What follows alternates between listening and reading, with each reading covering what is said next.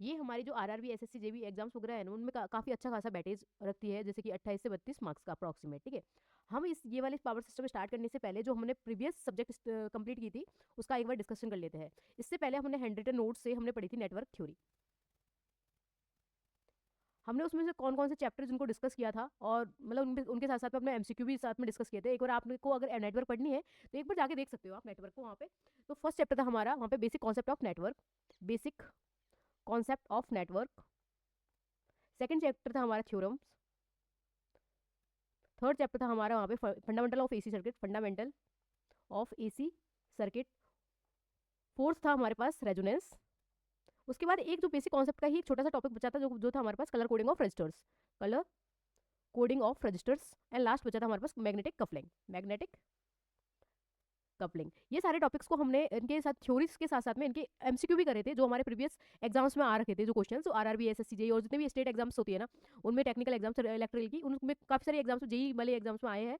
उन क्वेश्चंस को भी हमने वहाँ पे डिस्कस किया है। ठीक है, अब हम स्टार्ट करेंगे कौन सा वाले सब्जेक्ट, जो हमारी है पावर सिस्टम, जिसके बारे में बात करें। तो फर्स्ट हम देखेंगे कि इसका बैटेज कितना है, सब्जेक्ट में कितनी आती है, और कौन कौन से टॉपिक्स है जिनकी मतलब कौन सा टॉपिक ज्यादा बैटेज रखता है, कौन सा टॉपिक कम बैटेज, मतलब वो सब चीजें यहाँ पे डिस्कस करेंगे। ठीक है, और अगर हमारे कोई भी एग्जाम, जैसे अपने पास आरआरबी के लिए तुम सीरियस हो, तो आरआरबी में देखेंगे काफी अच्छा बैटेज पोर्शन रखती है कौन, पावर सिस्टम। ठीक है, अब उसमें भी देखते हैं कि कुछ पोर्शन है, जैसे कि 4 पार्ट में अपने 5 पार्ट में इसको डिवाइड किया है पावर सिस्टम को। फर्स्ट हमारे पास है, तो वो है जनरेशन। इसको बोलते हैं generation and economic, generation economic, generation of power and tariff.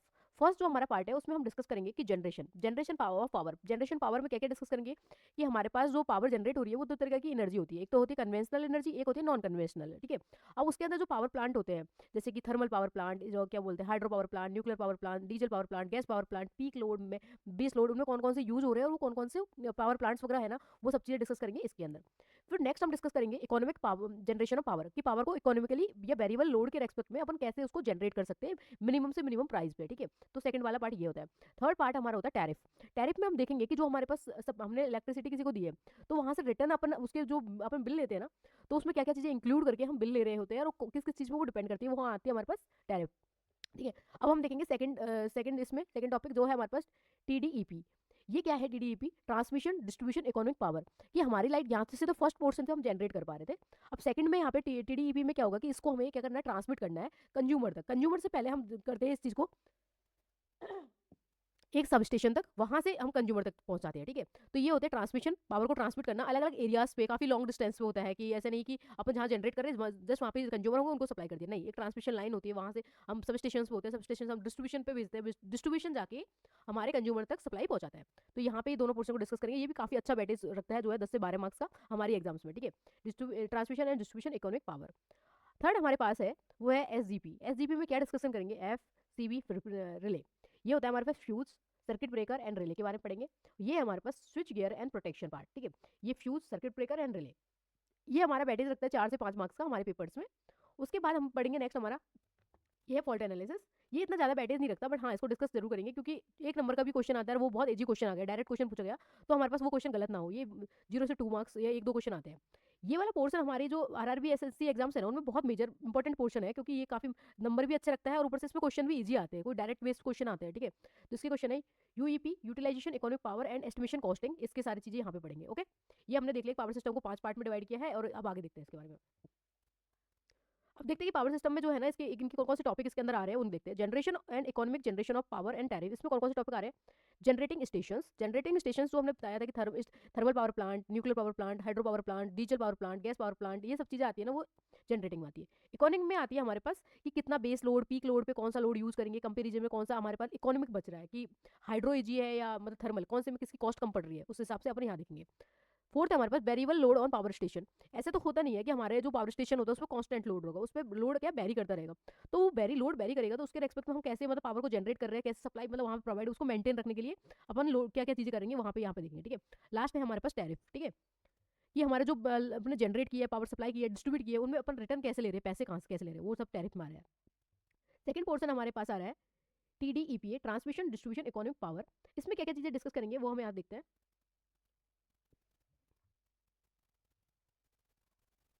इसमें हम पढ़ेंगे सप्लाई सिस्टम, कि सप्लाई कहाँ से किस चीज़ से कर रहा है। नेक्स्ट पढ़ेंगे mechanical design end of overhead line, जो अपने पास ट्रांसमिशन जाती है ना यहाँ से ओवरहेड लाइन पे, ये वाली, तो यहाँ पे ये लगे होते हैं, इंसुलेटर लगे होते हैं, कंडक्टर लगे होते हैं, जो भी यहाँ पे ऐसे कनेक्ट होती है, ये हमारा ट्रांसमिशन वो टावर होता है, ये सब चीज़ें जो ओवरहेड लाइन के लिए, जब हमारी लाइन कहाँ जा रही है, ऊपर से जा रही है, और एक होती है कि हमारे पास सप्लाई होती है ना वो अंडरग्राउंड जा रही होती है, तो उसके लिए अलग होता है, ठीक है। तो ये है ओवरहेड लाइन के लिए mechanical design of overhead line, और ये है इलेक्ट्रिकल डिजाइन ऑफ ओवरलाइन, ये मैकेनिकल के लिए तो इंसुलेटर वगैरह होता है, इलेक्ट्रिकल के लिए जो कंडक्टर वगैरह वो परफॉर्मेंस ऑफ ट्रांसमिशन लाइन, उनकी परफॉर्मेंस कैसी है, अंडरग्राउंड केबल के बारे में पढ़ेंगे, and distribution system of general, इन सब चीज़ के बारे में हम पढ़ेंगे इसमें TDEPM है, ठीक है। फिर नेक्स्ट देखेंगे हम फॉल्ट एनालिसिस। फॉल्ट एनालिसिस में दो तरह के फॉल्ट देखते हैं, एक तो सिमेट्रिकल फॉल्ट होता है और एक अनसिमेट्रिकल फॉल्ट होता है। सिमेट्रिकल फॉल्ट वो होते हैं जो तीनों लाइनों में सिमेट्रिक होता है, जैसे कि LL फॉल्ट, LLG फॉल्ट, वो सब चीज़ें सिमेट्रिकल फॉल्ट होते हैं। और अनसिमेट्रिकल फॉल्ट होता है LL फॉल्ट, LL क्या है, लाइन, ठीक है, दो लाइनों के बीच में फॉल्ट हो रहा है या एक लाइन और ग्राउंड के बीच में फॉल्ट हो रहा है, वो अनसिमेट्रिकल फॉल्ट होता है, ठीक है। अब नेक्स्ट हम देखेंगे और इसमें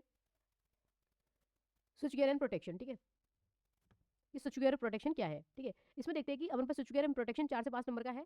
इसमें हम पढ़ेंगे फ्यूज़ के बारे में, स्विच के बारे में, fuse, circuit breaker, relay, protection of alternator और ट्रांसफार्मर का कैसे इसको प्रोटेक्ट कर सकते हैं, वो चीज़ें, एंड प्रोटेक्शन ऑफ बस बार्स, जो हमारे पास सप्लाई कर रहे हैं किसी भी, मतलब सब स्टेशन होते हैं ना, उसमें बस बार होती है, एक लाइन होती है जहाँ से बहुत सारे क्या बोलते हैं ट्रांसफार्मर और लाइन्स वगैरह कनेक्ट होती है, ठीक है। वो तो उसका प्रोटेक्शन करना, प्रोटेक्शन अगर हाई वोल्टेज, जब हमारे पास हाई वोल्टेज आएगा तो उससे हमारी डिवाइस वगैरह होती है, उनको कैसे प्रोटेक्ट करते हैं, वो सब चीज़ें किसमें पढ़ेंगे, स्विच गियर एंड प्रोटेक्शन में, ठीक है। लास्ट हमारे पास है UAE, utilization, economic power and estimation costing, ठीक है। अब इनमें कौन कौन से टॉपिक है जिनको हम डिस्कस करेंगे, जैसे यूटिलाइजेशन इकोनॉमिक पावर, उसमें करेंगे हम illumination, electric heating and welding, electrolysis and battery, electric drive and traction, refrigeration and air conditioning, and last हमारे पास बताया दूसरा topic estimation costing. Estimation costing में हम क्या देखेंगे कि कॉस्ट कितनी चीज़ें बढ़ रही है, जब आई रूल, कुछ रूल होते हैं हमारे इलेक्ट्रिकल में, वो रूल कौन कौन से होते हैं कि इलेक्ट्रिकल इस प्रावधान पे हमारे पास यहाँ पे इतना वोल्ट, इतनी हाइट ही होनी चाहिए, क्या बोलते हैं इस पोल की, ये लाइन इतनी मतलब जो वायर जा रहा है वो इतना मोटा होना चाहिए, या इस मतलब इतना स्विंग कर सकता है, इतना इससे ज़्यादा स्विंग करेगा तो वो इनवैलिड होगा हमारे पास आई रूल्स में, तो वो सब चीज़ें देखेंगे एस्टिमेशन कॉस्टिंग में, ठीक है। Wiring system, service man and line और सब स्टेशन, इन सब चीज़ के बारे में पढ़ेंगे हम एस्टिमेशन कॉस्टिंग में, ओके। अब हम नेक्स्ट स्टार्ट कर रहे हैं यूनिट 1।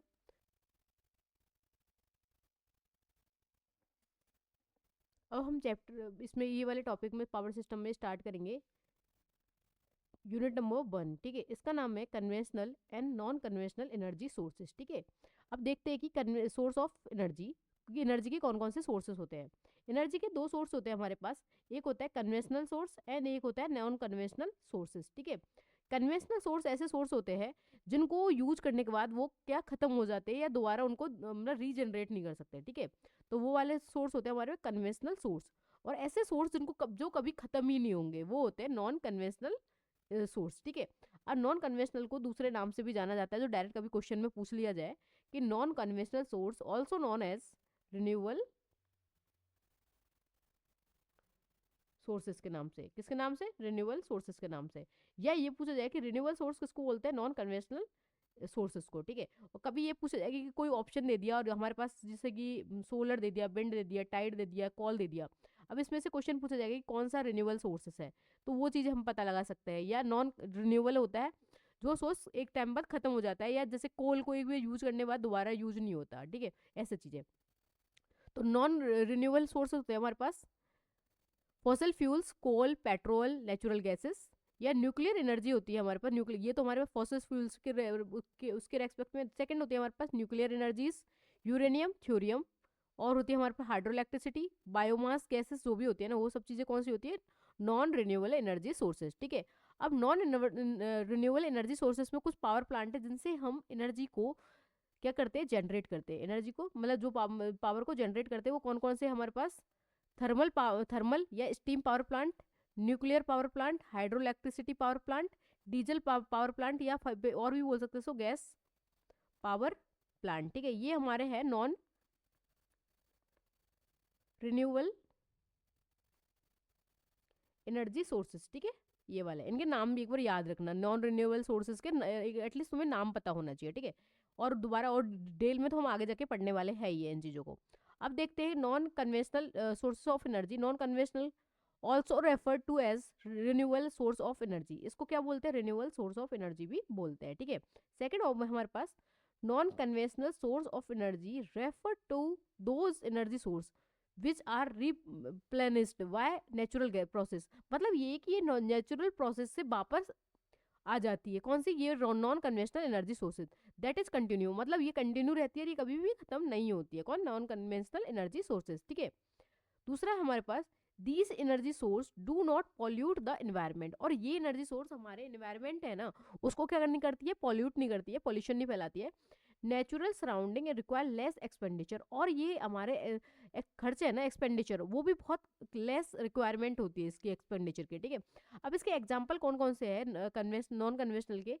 विंड पावर प्लांट हो सकता है, solar power plant, geothermal, bio gas power plant, ये सब चीजें हमारे पास किसकी है? नॉन कन्वेंशनल एनर्जी सोर्सेज के, ठीक है। अब हम नेक्स्ट ये पढ़ लिए, उसके बाद हम पढ़ेंगे कन्वेंशनल एनर्जी सोर्सेज को। कन्वेंशनल एनर्जी सोर्सेज, तो फर्स्ट स्टार्ट करेंगे हम thermal power plant. Thermal power plant में इसके डायग्राम से हम सब चीज़ें, इसकी वर्किंग, इसकी कौन कौन सी चीज़ें हैं, क्या चीज़ कौन सा वर्क कर रही है, और इसकी क्या रिक्वायरमेंट है, इसकी कितनी इफिशियंसी क्या है, वो सब चीज़ें यहाँ पे हम डिस्कस करेंगे किसमें? थर्मल पावर प्लांट में। नेक्स्ट पढ़ेंगे हम न्यूक्लियर पावर प्लांट, उसके बाद पढ़ेंगे हम हाइड्रो पावर प्लांट, और इनके साथ साथ में इनके एमसीक्यू क्वेश्चन भी करते जाएंगे, जो प्रीवियस ईयर एग्जाम थे ना, जेईएस वगैरह, उनमें आई हुए क्वेश्चन को भी हम यहाँ पे डिस्कशन करेंगे, ठीक है। सबके सारे टॉपिक के, न्यूक्लियर, थर्मल के, न्यूक्लियर के, हाइड्रो के, डीजल के एंड गैस के, ओके। अब स्टार्ट करते हैं हम थर्मल पावर प्लांट से, ठीक है। A generating station which convert heat energy of coal combustion, जब कोल को जलाने के बाद जो हीट एनर्जी निकल रही है उसको कन्वर्ट कर रहे हैं combustion into electrical energy, is known as steam power station.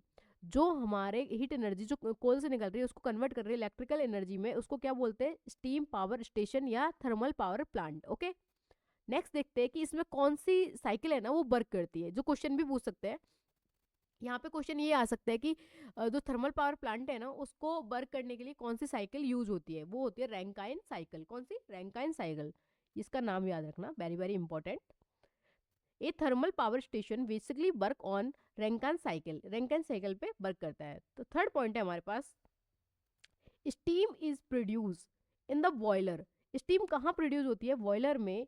Y utilising heat of coal combustion, जो कोल को जलाने के बाद जो हीट निकल रही है उससे हमारे पास कहाँ स्टीम कहाँ जाती है? बॉयलर में जाती है जो इसकी हीट, और ये बॉयलर में जो वाटर वगैरह होता है उसको क्या करता है? कन्वर्ट करता है स्टीम में, स्टीम जाती है आगे, ठीक है। और ये हम चीज़ें आगे डिस्कशन जब हम डायग्राम पढ़ेंगे ना उसमें एक एक पॉइंट है ना इसके सारे क्लियर करेंगे विथ डायग्राम, ठीक है, ओके। अब नेक्स्ट देते हैं, the steam then expand in prime mover. हमारे जो स्टीम बॉयलर में आई है वो बॉयलर से वो जाएगी सुपर हीटर से वो जाएगी हमारे पास प्राइम मूवर में, ठीक है, स्टीम टरबाइन में। वहाँ वो एक्सपेंड होगी और उसके बाद वो एक्सपेंड होकर हमारे जो टरबाइन है उसको घुमाएगी, इलेक्ट्रिकल जनरेट करेगी इलेक्ट्रिसिटी, वो जाएगी ऑल्टरनेटर में, ऑल्टरनेटर से वो जाएगी सप्लाई हमारे पास जो ट्रांसमिशन है या सब स्टेशन जहाँ पे भी होता है वहाँ पे। और जो उसका जो स्टीम होगी ना, जो हॉट स्टीम है वो कन्वर्ट होती है वापस कोल्ड में, तो उसको वो जाती है उसके बाद जो लेफ्ट वाली condensed in condenser to be feed into boiler again. Boiler को दोबारा गर्म करने के लिए, दोबारा भेजने के लिए हम वापस वो कंडेंसर में जाती है, वहाँ से वो बॉयलर में जाती है। अब ये चीज़ें हम थ्योरी में देख रहे हैं बट अब देखेंगे हम डायग्राम में, ओके। अब पहले देख लेते हैं हम कुछ इसके semantic arrangement of steam power plant के क्या क्या होते हैं। ये पॉइंट है हमारे पास, फर्स्ट पॉइंट है कोल एंड एज हैंडलिंग अरेंजमेंट। मतलब ये है कि जो हमारे पास कोल है ना, कोयला, उसको कैसे, उसको और उसकी जो राख बनती है यूज होने के बाद उसको कैसे हैंडल करते हैं, तो उसका अरेंजमेंट क्या रहेगा, ठीक है। सेकंड है हमारे पास स्टीम जनरेटिंग प्लांट, कि जो हमारे पास जो भाप बनेगी ना, जनरेट होगी, वो कैसे उस चीज़ में उसको डिस्कशन करेंगे यहाँ पे, ठीक है, कि किस किस इक्विपमेंट्स वगैरह से वो पास होगी, वो उसका लेवल कितना हो जाएगा, सुपर हीट होगी कितना होगा, वो सब चीज़ें इसमें देखेंगे, ठीक है, सेकंड पॉइंट पे। थर्ड पॉइंट है हमारे पास स्टीम टरबाइन, कि टरबाइन जहाँ से घूम के फिर उसमें क्या बोलते हैं हमारे पास इलेक्ट्रिसिटी जनरेट होगी। उसके बाद alternator, feed water and cooling arrangement, जो हमारे पास हॉट स्टीम गई ना टरबाइन पे, तो स्टीम को दोबारा ठंडा करके वापस क्या बोलते बॉयलर में भेजने के लिए हमारे पास क्या होता है? कूलिंग अरेंजमेंट होता है, ठीक है। ये हमारे पास 6 पॉइंट है जो इंपॉर्टेंट है किसके लिए? थर्मल पावर प्लांट या स्टीम पावर प्लांट में, ओके। अब हम देखते हैं यहाँ पे डायग्राम थर्मल पावर प्लांट का। जैसे कि जो चीज़ हमने पहले देखी स्टार्टिंग में कि ये हमारे पास क्या है? Cold storage. कोल्ड स्टोरेज मतलब ये कि हमारे पास जहाँ पे थर्मल पावर प्लांट है वहाँ पे रेल या बस वगैरह किसी भी जो भी फैसिलिटी होती है ट्रांसपोर्टेशन, वहाँ से कोल यहाँ पे आता है, कोल को स्टोर करते हैं, कोल्ड स्टोरेज। फिर वो कोल्ड स्टोरेज जहाँ से होता है ना वहाँ से कहाँ जाता है ये कोल? कोल हैंडलिंग प्लांट में, ठीक है। कोल हैंडलिंग प्लांट में जाके क्या होता है कि ये कोल को ना क्या बोलते हैं, एज ए रिक्वायरमेंट आगे सप्लाई प्रोवाइड करवाता है। तो अगर आगे कोल जाएगा तो कोल से पहले वो होगा पल्वराइज्ड। पल्वराइज्ड क्या होता है, पल्वराइजेशन बोलते हैं कि जब हमारा कोल है ना वो एक बड़े बड़े पार्ट्स में होगा, ठीक है, उसमें डस्ट भी होंगी, चीज़ें भी सारी बहुत सारी चीज़ें होंगी, और इसका सरफेस काफ़ी मतलब ज़्यादा होगा, तो हमारे पास हीट है ना बहुत कम जनरेट होगी इसकी वजह से कोल को। तो कोल को आगे पहुंचा के और इसको छोटे छोटे टुकड़ों में क्रश कर देना, मतलब किसको, कोल को, और जो अनवांटेड चीजें हैं उनको फिल्टर कर देना, वो सब चीजें पल्वराइजेशन। और फिर जो ये अपन एक मतलब क्या वो कन्वेयर बेल्ट में जाएगी, कन्वेयर बेल्ट से वो पल्वराइजेशन आएगी, क्रशर में जाएगी, क्रशर उसको छोटे छोटे टुकड़ों में कट कर देगा। उसके बाद वो भेजेगा जो सारे छोटे छोटे एकदम बारीक टुकड़े होते हैं ना, उनको वो भेजेगा वो बॉयलर में, ठीक है। बॉयलर में जाके हमारे पास बॉयलर में क्या होगा, आग जलेगी, ठीक है, मतलब स्टीम मतलब होगी। उसकी वजह से ये जो हॉट स्टीम बचेगी, जो इसकी वजह से जो मतलब जो हमने वाटर वगैरह लिया था ना यहाँ पे, उसकी वजह से वो वहाँ पे क्या जनरेट होगी, स्टीम, मतलब बहुत हॉट स्टीम, ठीक है। हॉट स्टीम में कुछ ना हमारे पास मॉइस्चर वगैरह हो जाता रहता है, ठीक है। तो उसकी वजह से वो लास्ट में जाता है किसमें, वो ये बॉयलर से जो स्टीम है वो जाती है सुपर हीटर में। हमारे जो स्टीम की एक लिमिट तक मतलब वो होती है टेम्परेचर, ठीक है। उस टेम्परेचर को और टेम्परेचर प्रेशर को और बढ़ा के सुपर हीटर में मतलब उसको और गर्म कर देते हैं, किसको, स्टीम को, ठीक है। उसके बाद वो स्टीम जाती है, यहाँ पे एक बॉल्ब लगा होता है जो हमारे पास कंट्रोल करता है, ये वाला मेन बॉल्ब, कि कितनी हमारे पास जो स्टीम है ना वो टरबाइन पे भेजनी है, ठीक है। टरबाइन पे जब हम स्टीम भेजेंगे तो हमारे पास क्या, टरबाइन घूमने लग जाएगी, ठीक है। टरबाइन जब घूमने लग जाएगी तो हमारे पास क्या है कि एनर्जी जनरेट होगी, मतलब जो ये टरबाइन घूमेगी तो यहाँ से एक कपलर से कनेक्ट होती है, कपलर कहाँ पे भेजेगा इस एनर्जी को, ऑल्टरनेटर पे। तो ऑल्टरनेटर पे ये एनर्जी ना कहाँ एनर्जी जनरेट हो जाएगी, जो भी हमारा ट्रांसमिशन लाइन एसी की जो भी है ना वो जनरेट होगी, और जनरेटर के बाद ये कहाँ जाएगा, ऑल्टरनेटर के बाद ट्रांसफार्मर में। ट्रांसफार्मर जो मतलब कि अपन पास इलेक्ट्रिकल जनरेट हो रही है वो लो वोल्ट पे जनरेट होती है, उसको और हाई वोल्ट पे कन्वर्ट करने के लिए ट्रांसफार्मर लगाया जाता है, स्टार्टअप ट्रांसफार्मर। फिर यहाँ से कुछ आइसोलेटर्स होते हैं, अगर इनको पोर्शन को डिस्कनेक्ट करने के लिए सर्किट ब्रेकर लगाते हैं इसको प्रोटेक्शन करने के लिए।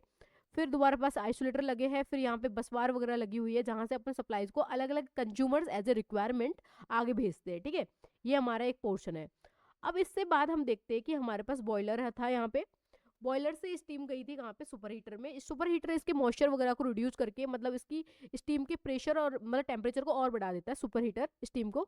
और फिर वो जो स्टीम होती है ना वो होती है एसएसएस। एसएसएस क्या है, सुपर सैचुरेटेड स्टीम, ठीक है, सुपर सैचुरेटेड स्टीम होती है ये वाली, ठीक है, जो जाती है हमारे पास टरबाइन पे।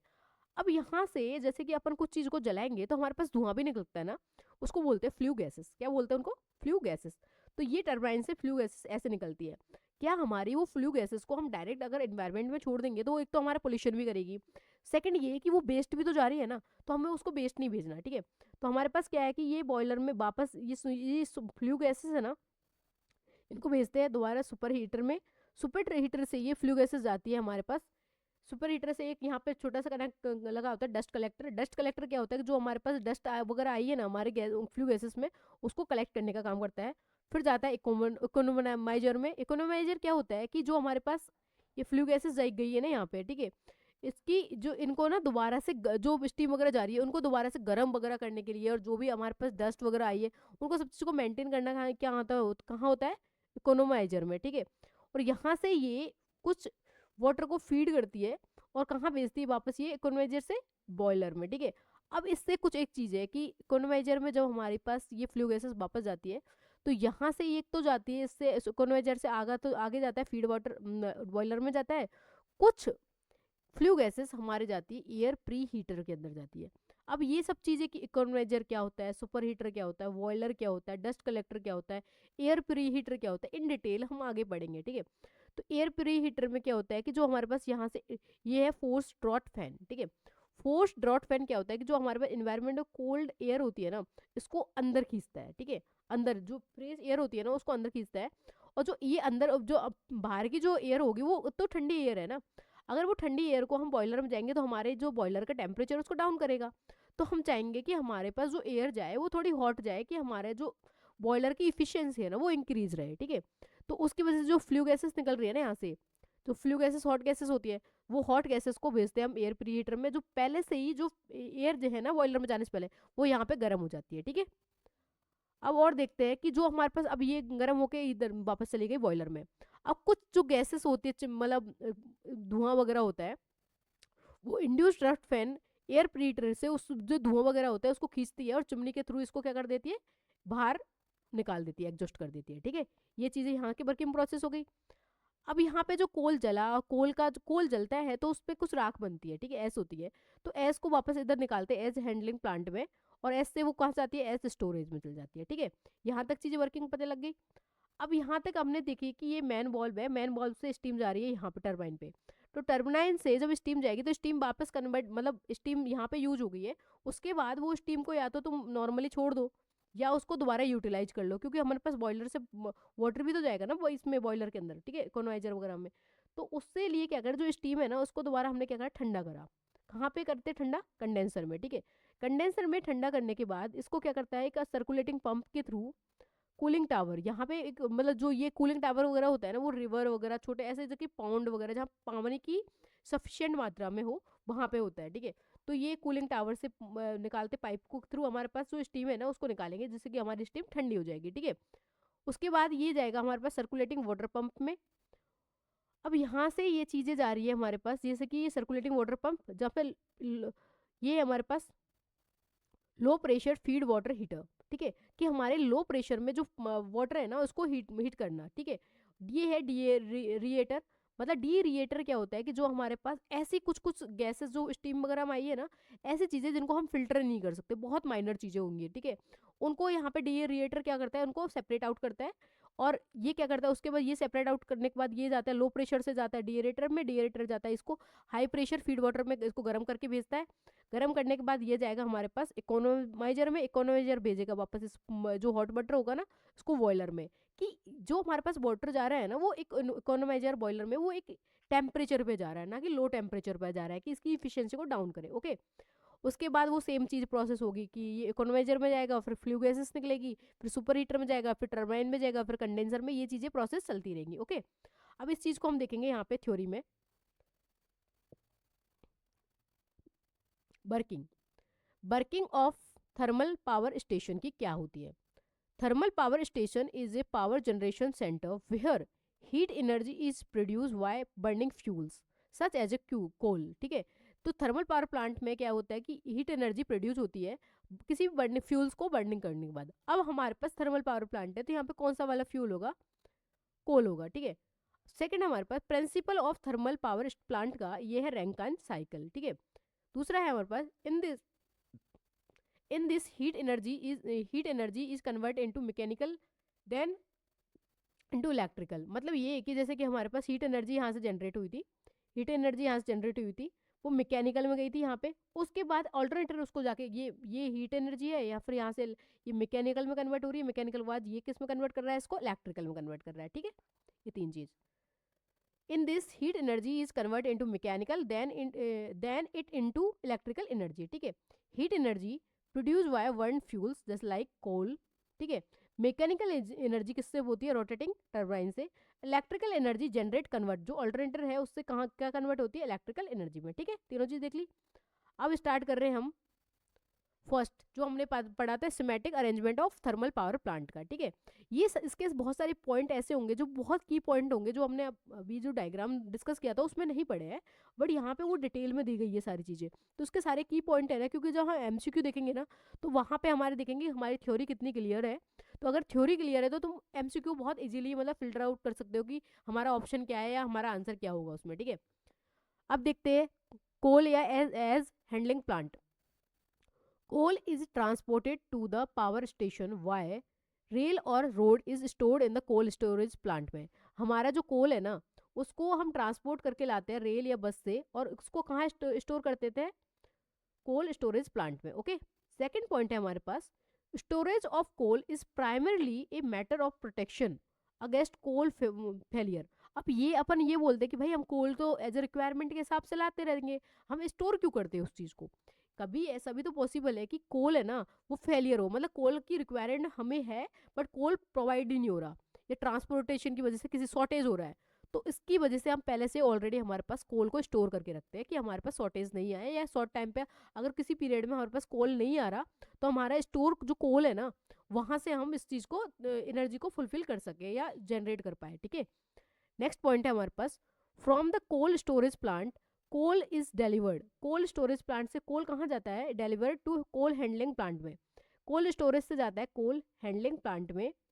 और कोल हैंडलिंग प्लांट में क्या होता है, ये पल्वराइज्ड होता है, ये टर्म है ना, ये बहुत इंपॉर्टेंट है, याद रखना। पल्वराइजेशन का मतलब होता है क्रश इनटू स्मॉल पीसेस, जो हमारे कोल है ना उसको स्मॉल पीस में क्रश करने का काम, in order to increase its surface exposure. और ये पल्वराइजेशन काम होता है कि हमारा जो सरफेस का जो क्या बोलते हैं इफिशियंसी वगैरह होती है ना उसको इंक्रीज करने का काम, ठीक है।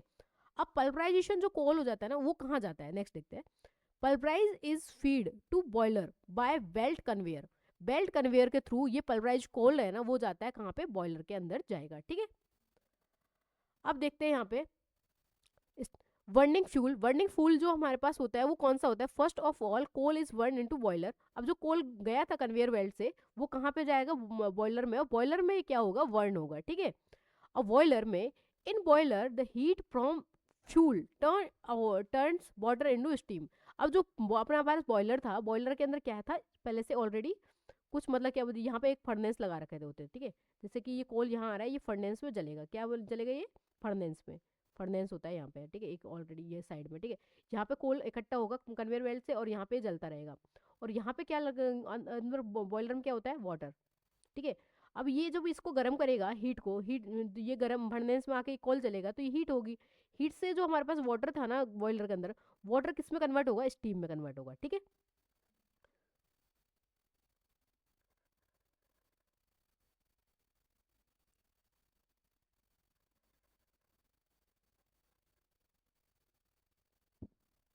तो हमारे पास बॉयल, ये हमारा बॉयलर है, यहाँ पे हमारे पास फर्नेस है, ये हमारे पास वाटर है, तो ये फर्नेस पे आएगा, जलेगा, हीट जनरेट होगी, हीट की वजह से ये वाटर कन्वर्ट होगा स्टीम में, यही चीज़ यहाँ पे है। In boiler this heat from fuel turns water में इनटू स्टीम, और वाटर को किस में कन्वर्ट कर देता है, स्टीम में कर देता है। स्टीम जो हमारे पास बॉयलर के बाद हमारा जो स्टीम थी ना वो कहाँ जाती है, सुपर हीटर के अंदर, ठीक है। अब सुपर हीटर इस चीज़ का क्या करता है, rise the temperature of steam, जो हमारी स्टीम आई थी फ्रॉम बॉयलर उसके टेम्परेचर को और इंक्रीज करने का काम कौन करता है, super heater, much above the boiling point of water, water के बॉइलिंग पॉइंट से बहुत अबव हमारे क्या करते हैं स्टीम को इंक्रीज, टेम्परेचर इंक्रीज कर देता है, ठीक है। It is generally place in the path of furnace gas as utilize the heat from hot flue gases, it improve efficiency. कहना ये चाहता है कि जो हमारे पास हॉट फर्नेस से या स्टीम जनरेट हुई है, स्टीम के बाद जो हमारे पास जो बॉयलर से जब अपन इकोनोमाइजर को भेज देंगे, ठीक है, बट इसकी एनर्जी जो होती है ना, जो अपना स्टीम जनरेट हुई है, तो यहाँ से क्या होता है कि जैसे बॉयलर था हमारे पास ये वाला, ये बॉयलर था, बॉयलर में फ्लू गैसेस थी, तो फ्लू गैसेस को वापस यहाँ से निकाला जो इस फर्नेस से, और वो कहाँ भेजी थी, सुपर हीटर में, और स्टीम भी कहाँ जा रही, सुपर हीटर में। अब ये फ्लू गैसेस के वजह से यहाँ पे जो स्टीम आई थी ना, स्टीम का टेम्परेचर को और गर्म करते हैं, और स्टीम क्या हो जाती है और सुपर सेचुरेटेड कंडीशन में चली जाती है, ठीक है। जिससे हमारा जो डिवाइस वगैरह या हमारा पावर प्लांट है ना, इसकी इफिशियंसी क्या हो जाती है, इंक्रीज हो जाती है।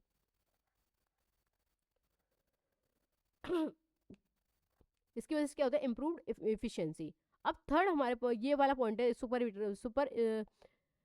सुपर हीटर के बाद हमारे पास है इकोनोमाइजर, ठीक है। ये क्या है, it is use mechanical device, ये क्या है, एक मैकेनिकल डिवाइस है, intended to reduce energy consumption to perform useful function.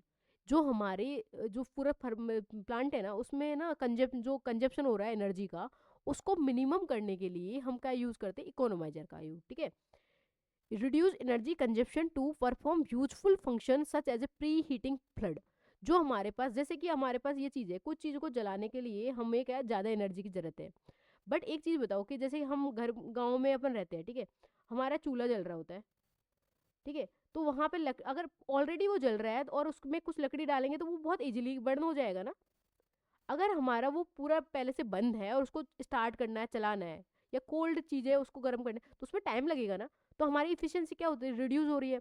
But अगर हम यहाँ पे जलती हुई आग उसमें डालेंगे तो हमारे पास वो इजीली बर्न हो जाएगा ना। वही चीज़ यहाँ पे कि अगर पहले से ही हमारे जो इक्विपमेंट या जो डिवाइसेस वगैरह है ना उनको उसका फंक्शन को अगर ज़्यादा परफॉर्म करना है तो कंजप्शन लेस चाहिए, तो लेस कंजप्शन जब होगा जब इसको जो फ्लड जा रहा है ना वाटर, उसको ऑलरेडी क्या कर रहे हैं, हीट करके प्रोवाइड करवा रहे हैं। जैसे कि हमारे पास कंडेंसर में से जाता है, बॉयलर में से जा रहा है सुपर हीटर से जा रहा है दोबारा पास फ्लू गैसेस अपन डस्ट कलेक्टर में, डस्ट कलेक्टर से इकोनोमाइजर में, इकोनोमाइजर में भी हम क्या करते हैं, इसको गर्म करते हैं फ्लू गैसेस से, जिससे कि वाटर और भी गर्म हो जाए, देन जाए वो किसमें, बॉयलर में, कि जो गर्म वाटर फिर बॉयलर में जाएगा तो उसको इजी, जो गर्म पानी को और इजीली गर्म करवा, थोड़े से ही हीटिंग मतलब प्रोवाइड कराने से वो बहुत इजीली गर्म हो जाएगा, ठीक है, जिससे कि हम इसकी क्या जल्दी गर्म होगा, फिर जल्दी वो सुपर हीटर में जाएगा, सुपर हीटर से फिर वो टर्बाइन में जाएगा, तो हमारे पास जो एनर्जी जनरेट हुई है ना वो ज़्यादा से ज़्यादा प्रोवाइड होगी। ओके, तो ये चीज़ है कि perform useful function such as a pre heating flood, the part of steam power plant that extract heat, जो स्टीम पावर प्लांट में जो एक्स्ट्रा हीट को जो एक्सट्रैक्ट करता है कहाँ से, फ्लू गैसेस से, before applying boiler is called economiser. मतलब ये है कि फ्लू गैसेस को हट एक्सट्रैक्ट करना है। अगर क्वेश्चन में ये पूछा जाएगी अगर व्हाट इज अ इकोनोमाइजर, तो हमारे पास ये लाइन पता होनी चाहिए, क्योंकि ये चीज़ बहुत इंपॉर्टेंट है। इकोनोमाइजर की क्वेश्चन काफ़ी ज़्यादा रिपीट होंगे, ठीक है। Economizer steam power plant that extract heat from flue gases से हीट को एक्सट्रैक्ट करना before applying to the boiler, boiler में भेजने से पहले जो हमारे फ्लू गैसेस से जो गैस हीट है ना उसको एक्सट्रैक्ट करने का काम कौन करता है, इकोनोमाइजर करता है। ये वेरी वेरी इंपॉर्टेंट लाइन है। ओके, अब नेक्स्ट देखते हैं एयर प्री हीटर। अपन ने एक चीज देखा कि ये हमारा इकोनोमाइजर था, इकोनोमाइजर से फ्लू गैसेस जाएंगे, वो कहाँ जाएगी, एयर प्री हीटर में। एयर प्री हीटर में क्या होता है, यहाँ पे फोर्स्ड ड्रॉट फैन होता है कि जो हमारा एयर कोल्ड एयर है ना उसको अंदर खींच रहा है वो, और ये अंदर खींच रहा है। ये एयर कौन सी है, कोल्ड एयर है। कोल्ड एयर को गर्म करने के लिए क्या करते हैं हम, यहाँ से फ्लू गैसेस जाती है, फ्लू गैसेस कोल्ड एयर को हॉट एयर में कन्वर्ट करती है। Okay, air pre heater it is use to increase temperature of air supplied from coal. Coal को जो एयर की जरूरत भी होती है, जब अगर किसी चीज को हम गर्म कर रहे हैं तो उसको हवा भी जरूरत पड़ेगी ना, तो हवा कैसी जा रही है, यहाँ से हवा को सप्लाई कर रहे हैं तो हवा की टेम्परेचर को इंक्रीज करके भेज रहे हैं। It is use to increase the temperature of the air, air का टेम्परेचर इंक्रीज करते हैं। सप्लाइड फोर, और सप्लाई किसको कर रहे हैं, कोल को, कोल बर्निंग को। वाई ड्राइविंग द हीट, जो हीट ड्राइव हो रही है कहाँ से, फ्लू गैसेस से। It is generally place after economiser, और ये प्री हीटर कहाँ कब प्लेस होता है, इकोनोमाइजर के बाद में। So that the flue gas pass through the economiser, जो गैस इकोनोमाइजर में पास होती है, एंड देन ये इकोनोमाइजर के बाद कहाँ जाती है, एयर प्री हीटर में।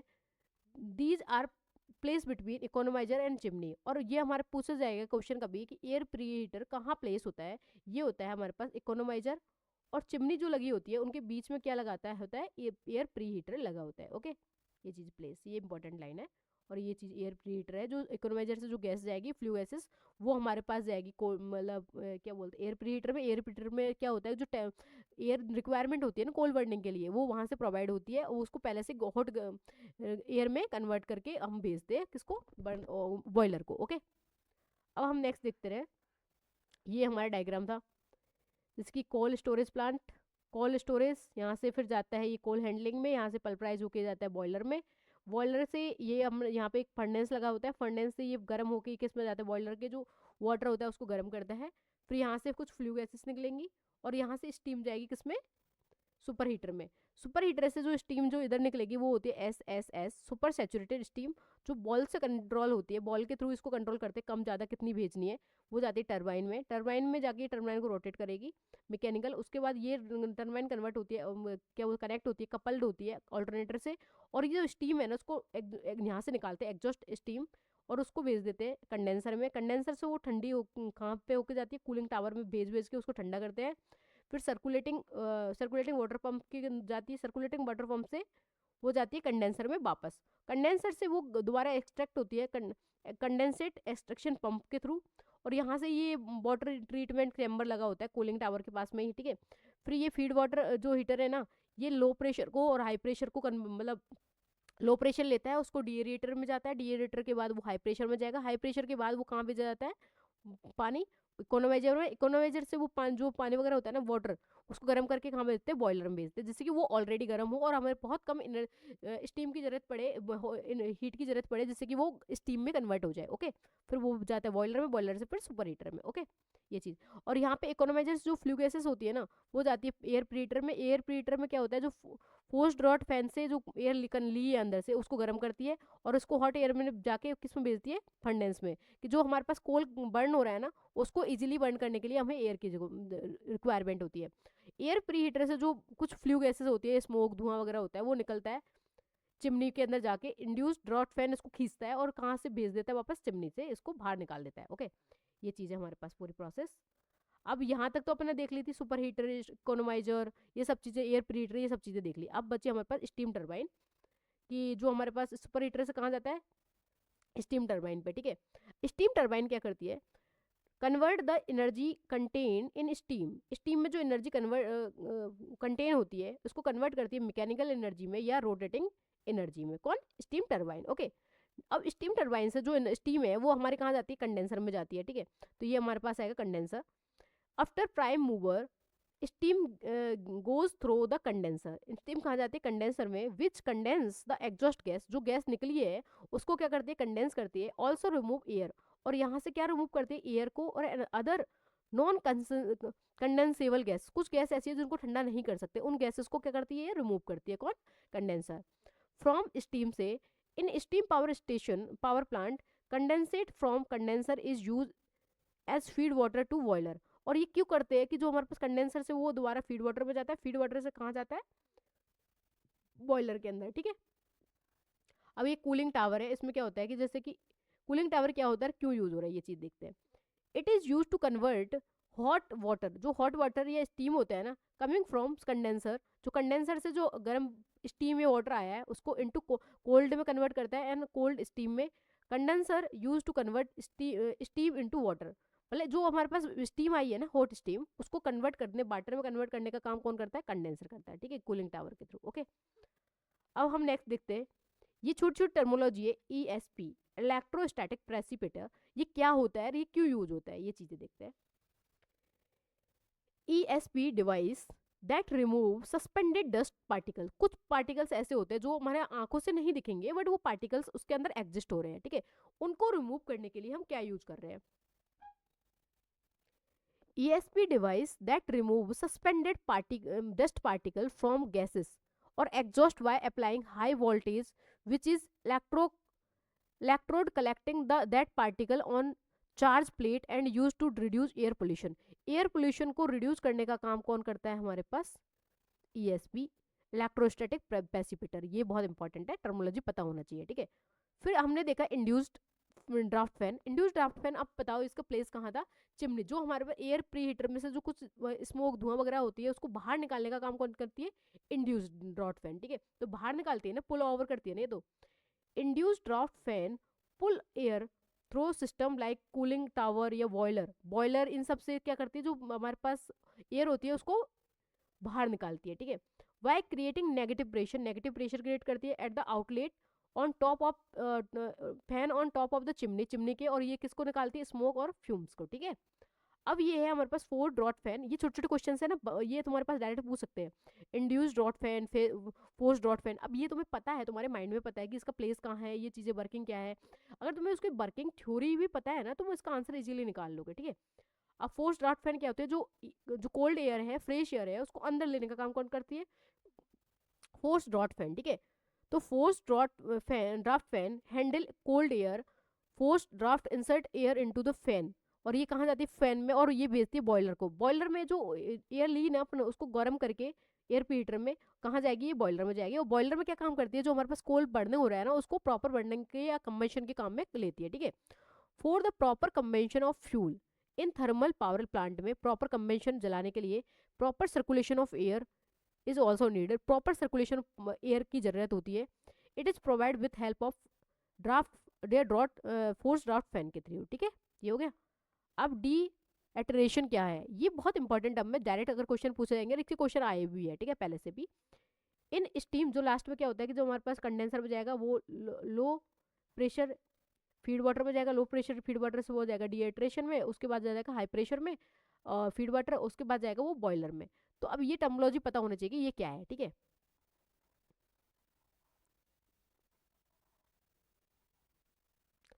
इन steam power plant removal condensable gases, कुछ गैस ऐसी होती है जो कंडेंसेबल गैस होती है, मतलब जिनको ठंडा कर सकते हैं, from water and non consumption gases from circulating water, कुछ गैस जिनको कंडेंसेबल या नॉन कंडेंसेबल गैसेस जो हमारे आगे अनयूजफुल गैसेस होती है उनको रिमूव करने का काम कौन करता है, डीहाइड्रेशन करता है। ठीक है, जैसे कि हमारा ESP क्या करता है, जो सस्पेंडेड पार्टिकल्स ऑफ डस्ट उसको रिमूव करने का काम करता है। ESP सेम लाइक जो condensable and non condensable gases को रिमूव करने का काम कौन करता है? डिहाइड्रेशन, ठीक है।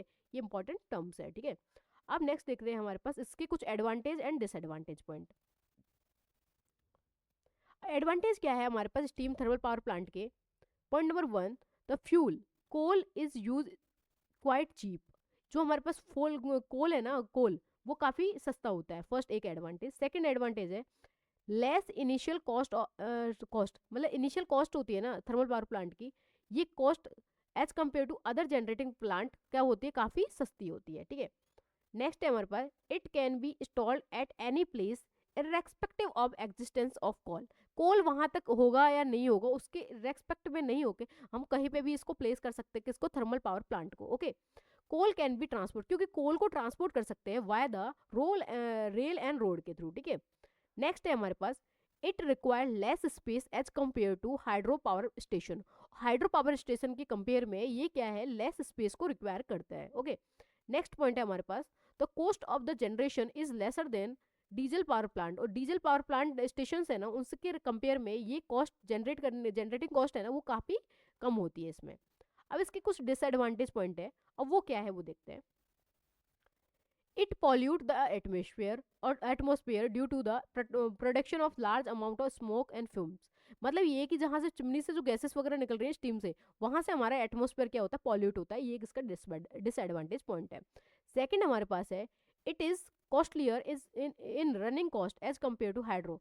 इसकी रनिंग कॉस्ट हाइड्रो के कंपेयर में ज़्यादा है, क्योंकि हाइड्रो में तो अपन वाटर यूज कर रहे हैं, वाटर का तो कोई भी मतलब रनिंग कॉस्ट ही नहीं है उसकी, तो उसमें तो लो रनिंग कॉस्ट है। बट इसकी तो रनिंग कॉस्ट कुछ है ना, हमारे पास कोल आया है, ट्रांसपोर्टेशन हुआ है, तो उसकी कुछ कॉस्ट होती है, ओके। अब देखते हैं कि हम कौन कौन सी जगह पे हमें स्टीम पावर प्लांट को हमें लगाना चाहिए, वो चीज़ें देखते हैं हमें। Supply of fuels, first point है supply of fuels. The steam power station should be locate near the coal mine. मतलब ये कि स्टीम वहाँ पे लगाना चाहिए जहाँ कोल माइन और पास में हो, क्योंकि ट्रांसपोर्टेशन की नीड हमें मिनिमम से मिनिमम पड़े, ठीक है।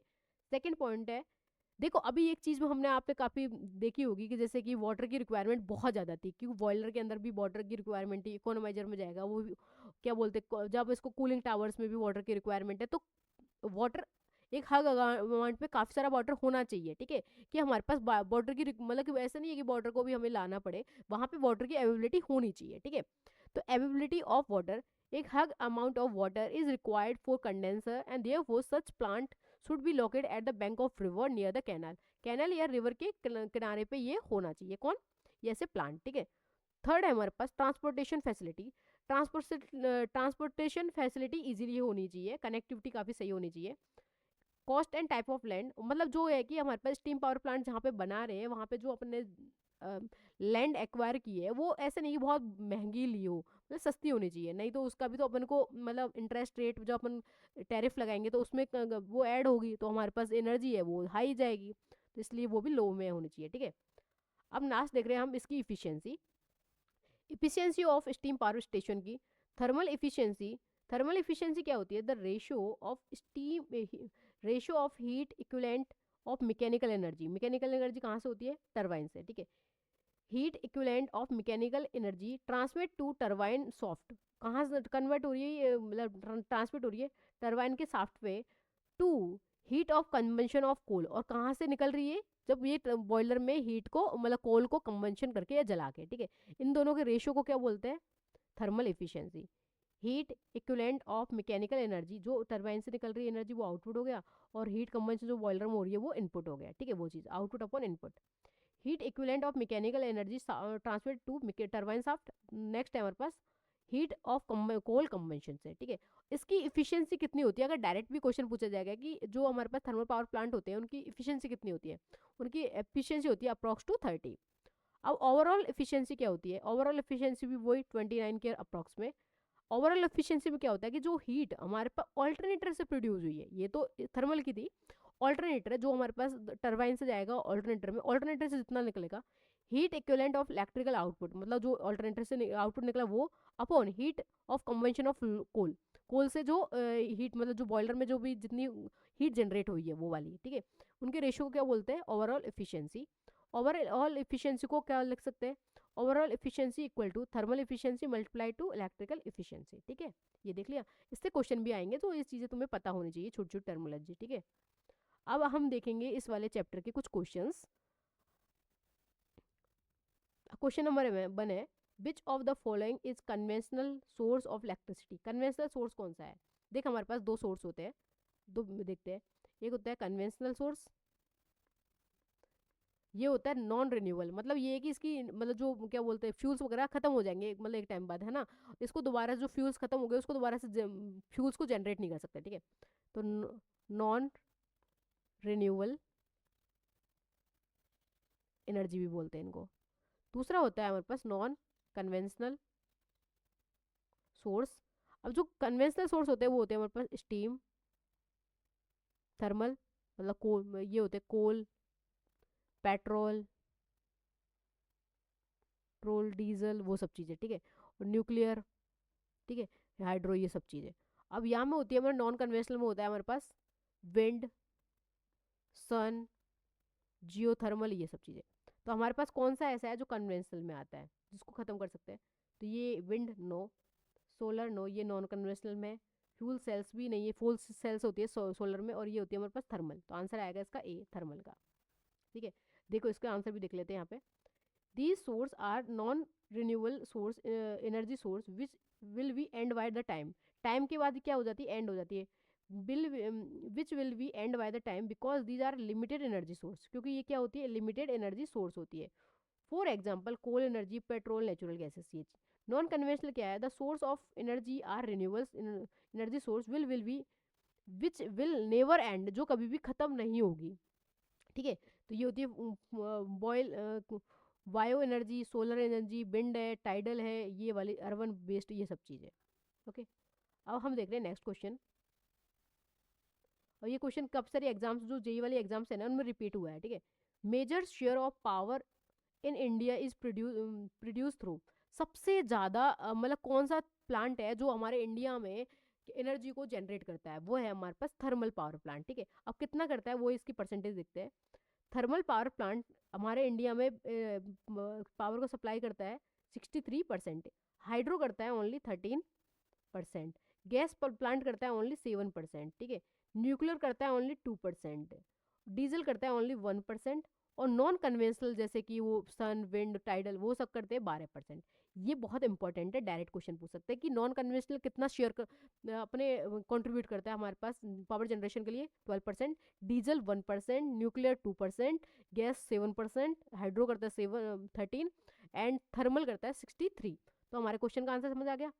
Major share of power in India is produce through thermal power plant, वो है 363%। अब देखते हैं हम next question. Coal use in power plant is also known. जो जिसमें कोल यूज होता है as a fuel coal use होता है, वो कौन सा प्लांट होता है? Steam coal. ठीक है, स्टीम पावर प्लांट बोल सकते हैं उसको। ठीक है, बोलते ही है। अब हम देख रहे हैं नेक्स्ट क्वेश्चन 4 नंबर का। Same, the generating station where electrical energy is generated through steam. जहाँ पे जो एनर्जी है ना वो स्टीम के थ्रू जनरेट हो रही है, वो कौन सा प्लांट है? डीजल, हाइड्रो, न्यूक्लियर, या थर्मल? तो थर्मल। ठीक है, thermal power station use steam और heat energy generated from burning coal and to produce electrical energy. The thermal efficiency of thermal power plant is nearly 30% होती है। Host draught fan handling which type of air. ये तो cold air को तो करती है ना, अंदर लेती है एयर को। कहाँ पे? एयर प्रीहीटर के अंदर। तो ये है कोल्ड एयर। ये एसएससी से 2018 में क्वेश्चन आया था।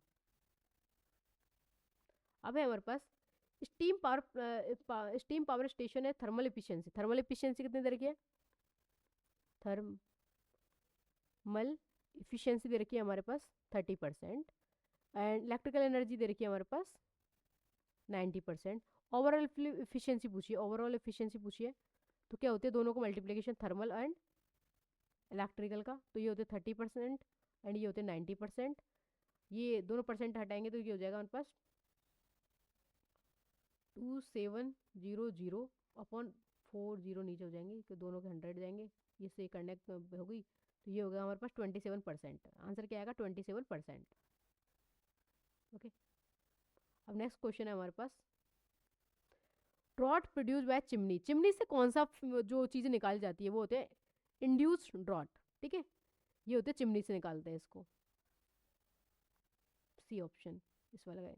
नेचुरल ड्रॉट या जो भी अपने पास नेचुरल ड्रॉट है ना हमारे पास, मतलब जो बेस्ड एयर, मतलब जो हमारे पास कहाँ से निकलती है एयर प्रीहीटर से, वो उसको बाहर निकालने के बाद हमारे पास वो कहाँ से जाती है, चिमनी से जाती है। तो natural draught in steam power plant is produce by, natural draught कहाँ से प्रोड्यूस होती है, चिमनी से, नेचुरल ड्रॉट।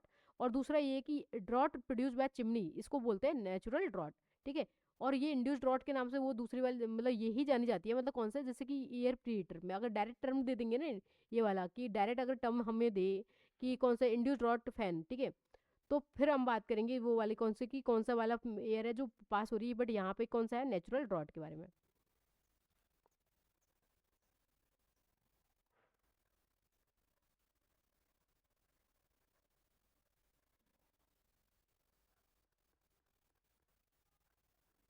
अब हम देखेंगे क्वेश्चन नंबर 7। इसमें देखिए ड्रॉट प्रोड्यूस बाय चिमनी, कौन सा ड्रॉट है जो चिमनी द्वारा प्रोड्यूस होता है, वो होता है नेचुरल ड्रॉट, ठीक है। अब natural draught in steam power plant is produce by chimney, ठीक है। अब इसकी कुछ थ्योरी है वो देख लेते हैं। The draught produce by chimney is called natural या चिमनी ड्रॉट, इसको बोलते हैं चिमनी ड्रॉट, ठीक है। Chimney is a vertical long cylindrical structure made by bricks, masonry, reinforced concrete steel से बनी होती है। Draught produce by chimney is due to the density difference between the column of hot flue gas inside the chimney and equivalent the column of cold air outside the chimney. इन दोनों के बीच का जो chimney लगी होती है ना, वहाँ से कोई ड्रॉट होता है, वो कौन सा, नेचुरल ड्रॉट बोलते हैं उसको, जो बाहर निकल रहा है, ठीक है। और ये किस पे डिफरेंस होता है कि यहाँ पे हॉट एयर होती है और ये नेचुरली अपना आप निकलती है, यहाँ पे हॉट एयर है। और जो हमारे कभी भी देखा है कि हमारे पास एनर्जी कहाँ से जाती है, होल्ड से कोल्ड, मतलब अगर कोई भी जैसे कि हमारे पास एक वायर लिया, यहाँ से इसको गर्म कर रहे हैं, ठीक है, तो वो धीरे धीरे इधर वाला पोर्शन भी गर्म करेगा, मतलब वो होता है हमारे पास कन्वेंशन, ठीक है, कि यहाँ से वो इधर की साइड में हॉट से कोल्ड या मतलब हाई डेंसिटी से लो डेंसिटी की तरफ ऑटोमेटिकली फ्लो करना है नेचुरली। हमारे पास क्वेश्चन है, air pollution due to smoke around a thermal power station can be reduce by, smoke वगैरह को क्या चीज़ हटाती है, एयर हीटर में से स्मोक को कौन हटाता है, induce draft fan, super heater, economiser और इलेक्ट्रोस्टैटिक पैसिपिटर, बताओ। ये हमारे पास इलेक्ट्रोस्टैटिक पैसिपिटर, जिसको हमने देखा भी था कि air pollution due to smoke around thermal power station can be reduce by installing electrostatic precipitator. Electrostatic precipitator is most efficient device to capture dangerous particle of flue gas जो हमारे पास राख वगैरह होती है ना, उससे बहुत डेंजर जो पार्टिकल्स वगैरह होते हैं ना, जो हमारे पास जाके मतलब जो सस्पेंडेड होते हैं पूरे, लोग उसमें मतलब सांस लेंगे, वो पार्टिकल्स हमारे नाक में मतलब जाएंगे तो हम और ज़्यादा बीमार वगैरह होंगे, ठीक है। तो उनको वो फिल्टर आउट करने का काम कौन कर सकता है, पोल्यूशन को, एयर पोल्यूशन को बचाने के लिए इलेक्ट्रोस्टैटिक पैसिपिटर। तो इसका आंसर क्या है, डी। ये इंपॉर्टेंट भी है, ईएससी में आया 2016। Turbine efficiency of steam power plant की, स्टीम की कितनी होती है, 30% का अप्रॉक्स, 30% का अप्रॉक्स कौन सा है, ये सी से 25 to 35, ठीक है। स्टीम पावर प्लांट की है 29, न्यूक्लियर पावर प्लांट की 30 to 37, हाइड्रो की इफिशियंसी सबसे ज़्यादा है 85, डीजल की 42 एंड गैस की 40%। Steam power plant the working flood, steam में वर्किंग फ्लड क्या होता है, natural gas, water, diesel, oil. Natural flood तो अपने पास वाटर होता है, वहाँ पे वाटर को गर्म वगैरह कर रहे हैं जो, ये बॉयलर है, फ्यूल है, ये स्टीम टरबाइन है, जनरेटर है, और ये electricity. In steam power plant the working flood is water. Is present between air pre heater and induced draft fan in thermal power plant में क्या प्रोड्यूस होता है, जैसे कि हमारे पास ये एयर प्री हीटर है, ठीक है, यहाँ से एयर ही तो निकल रही है जो मतलब आगे जाएगी चिमनी से बाहर निकलेगी, तो अपन को एयर पोल्यूशन को ही तो कंट्रोल करना है, तो एयर पोल्यूशन को कंट्रोल करना है तो यहाँ पे लगाते हैं ESP। ESP लगाने के बाद ये जाती है हमारे पास इंड्यूस ड्राफ्ट फैन में, इंड्यूस ड्राफ्ट फैन जो इसको बाहर मतलब खींच रही है, और ये जाएगी हमारे पास फिर चिमनी में, ठीक है, ये जाएगी हमारे पास चिमनी में, और चिमनी इसको जो गैसेस होती है उनको बाहर निकालेगी, ठीक है। तो हमारे पास कभी पूछा जाए कि जो इस present between air pre heater and induce draft fan के बीच में क्या लगा होता है, ESP। ESP का काम करता है एयर पोल्यूशन को कंट्रोल करने का काम, जो सस्पेंडेड पार्टिकल होते हैं उनको निकालने का काम, रिमूव करने का काम होता है ESP का, और ये लगी होती है इन दोनों के बीच में, ठीक है।